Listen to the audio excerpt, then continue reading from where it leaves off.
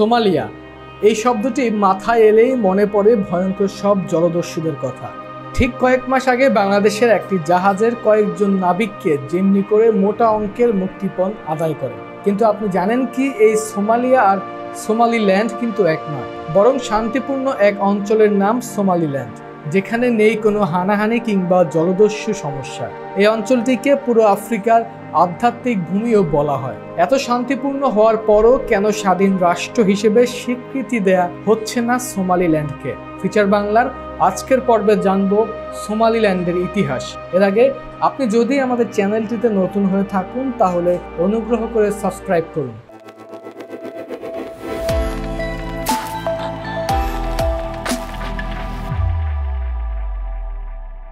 Somalia আফ্রিকার বহুল আলোচিত এই দেশ থেকে গৃহযুদ্ধের মাধ্যমে পৃথক হয়ে যাওয়া আরেক অঞ্চল সোমালিল্যান্ড। 1991 সালের 18 মে স্বৈরশাসক সিয়াদ বারের ক্ষমতাচ্যুতির পর সোমালিয়ার কাছ থেকে মুক্ত হয়ে স্বাধীনতা ঘোষণা করে সোমালিল্যান্ড। যদিও আন্তর্জাতিক সম্প্রদায় তাদের স্বাধীনতা এখনো মেনে নেয়নি। এই অঞ্চলের কথিত বিদ্রোহ দমনে চেষ্টা করেছে সোমালিয়া সরকার। কেন এই দেশটিকে বিশ্বের অন্যতম অভাগা দেশ বলা হয়? 33 বছর পেরিয়ে গেলেও কেন স্বাধীন দেশ হিসেবে স্বীকৃতি পাচ্ছে না সোমালিল্যান্ড? এডেন উপমহাসাগরের দক্ষিণ উপকূলে অবস্থিত সোমালিল্যান্ড, যার আয়তন প্রায় 1,76,120 বর্গ কিলোমিটার। অবশ্য 1884 সালে মিশরীয়দের কাছ থেকে যখন ব্রিটিশরা ক্ষমতা নেয়, এরপর থেকেই এমন নামকরণ। পরবর্তীতে যা 1960 সাল পর্যন্ত সোমালিল্যান্ড নামেই পরিচিত ছিল। সোমালিল্যান্ড থেকে আলাদা হওয়ার পর এখানে 4 বার আনুষ্ঠানিক নির্বাচন অনুষ্ঠিত হয়, যা নিয়ে রয়েছে বিতর্ক। সোমালিল্যান্ডের রাজধানীর নাম হারগেইসা। তাদের সরকারি ভাষা সোমালি, আরবি এবং ইংরেজি। মূলত রাজনৈতিক কারণেই আন্তর্জাতিক সম্প্রদায় এখনো সোমালিল্যান্ডের স্বাধীনতা মেনে নিতে পারছে না। এই অঞ্চলের মানুষের প্রধান পেশা কৃষি আর পশুপালন। গরু ও উটের মাংস রপ্তানির জন্য আফ্রিকায় বেশ সুনাম রয়েছে সোমালিল্যান্ডের। তবে দারিদ্রতার কারণে তাদের বেশিরভাগ জমি পড়ে রয়েছে অনাবাদী অবস্থায়। অবস্থানগত ও নিরাপত্তাজনিত কারণে কোনো উন্নত দেশ এখনো এখানে বিনিয়োগ করছে না। জানা গেছে এরই মধ্যে দুবাই ভিত্তিক ডিপি ওয়ার্ল্ড বিচ্ছিন্ন অঞ্চলটিকে আফ্রিকার একটি গুরুত্বপূর্ণ বাণিজ্য কেন্দ্রে পরিণত করার পরিকল্পনা করছে। এরই মধ্যে যার কাজ চলমান রয়েছে, সেখানে এরই মধ্যে এইডেন উপমহাসাগরকে কেন্দ্র করে নির্মিত রয়েছে বারবেইরা বন্দর। পাশাপাশি স্থানীয়দের জীবনমান বৃদ্ধিতে কর্মসংস্থানও তৈরির চেষ্টা করছে প্রতিষ্ঠানটি। আপাতত বিভিন্ন দেশের সরকার দেশটিতে ব্যবসায়িক লাভের সম্ভাবনা খতিয়ে দেখছে। সোমালিল্যান্ড প্রাকৃতিক সৌন্দর্য আর সম্পদে পরিপূর্ণ হলেও দেশটির প্রধান সমস্যা দারিদ্র। তাদের মুদ্রার মান এতটাই নিচে নেমে গেছে যে যার কোনো মূল্যই নেই। তাদের মুদ্রার নাম সোমালিল্যান্ড সিলিং।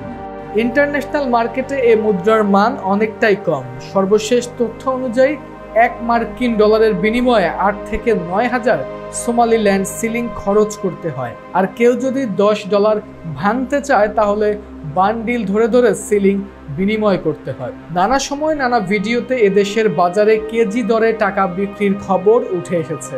মুদ্রা বিনিময় হার কম থাকায় এই মুদ্রার জন্য তেমন কোনো নিরাপত্তাও প্রয়োজন পড়ে না। কেউ চাইলে ডলার বা ইউরো খরচ করে বস্তা ভর্তি সিলিং বাড়িতে নিয়ে আসতে পারবেন। স্বীকৃতি না পেলেও সোমালিল্যান্ডের জনসংখ্যা প্রায় 40 লাখ। তারা হারগেইসায় নিজেদের সরকার গঠন ও পরিচালনা করে আসছে। যদিও সোমালিয়া ও সোমালিল্যান্ডের মধ্যকার বিরোধ মেটাতে এর আগে জিবুতি ও তুরস্কের নেতারা ব্যর্থ হন। সোমালিল্যান্ডকে স্বাধীন দেশের স্বীকৃতি দিতে অস্বীকৃতি জানিয়েছে জাতিসংঘ ও আফ্রিকান ইউনিয়ন। স্বাধীন দেশের স্বীকৃতি ছাড়া ঋণ পাওয়া যায় না। সোমালিল্যান্ডের পরিবর্তে ঋণ পায় সোমালিয়া।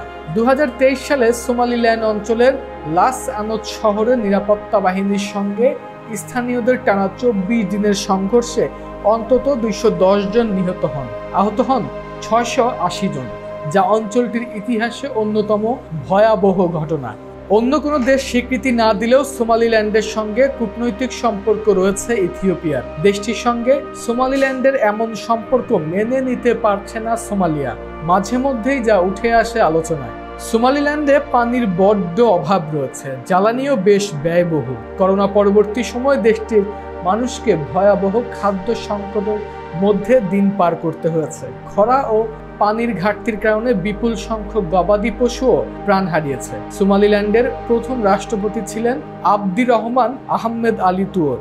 বর্তমানে দায়িত্ব পালন করছে রাষ্ট্রপতি মুসে বিহি আব্দি। তিনি 2017 সালের 13 ডিসেম্বর দায়িত্ব গ্রহণ করেন। নিয়ম অনুযায়ী রাষ্ট্রপতি সর্বোচ্চ 5 বছর করে 2 মেয়াদে ক্ষমতায় থাকতে পারবেন। সোমালিল্যান্ডের মাথাপিছু আয় মাত্র $853, যা কিছু উন্নত দেশের মানুষের 2 দিনের আয়ের সমান। সোমালিল্যান্ডের বেশ কিছু অঞ্চলের অন্তর্ভুক্ত, এর মধ্যে অন্যতম আওদাল, সাহিল, মারুদিজি, তকদির, সানাগ এবং সুল। এগুলো আবার পর্যায়ক্রমে 22টি জেলায় বিভক্ত। সোমালিল্যান্ডে প্রচুর পরিমাণে খনিজ পদার্থ রয়েছে, এর মধ্যে অন্যতম রত্নপাথর, স্বর্ণ, জিপসাম, মার্বেল, সিমেন্ট সামগ্রী। তবে আর্থিক টানাপোড়েনের কারণে সেই খনিজ সম্পদগুলো কাজে লাগাতে পারছে না দেশটি। দর্শক, আজকে এ পর্যন্তই। আপনি যদি আমাদের চ্যানেলটিতে নতুন হয়ে থাকুন তাহলে অনুগ্রহ করে সাবস্ক্রাইব করুন এবং সর্বশেষ ভিডিও নোটিফিকেশন পেতে বেল আইকনটিতে ক্লিক করুন। সামনে আবারও আসবো নতুন নতুন তথ্য এবং ভিডিও নিয়ে। সে পর্যন্ত ভালো থাকুন, সুস্থ থাকুন।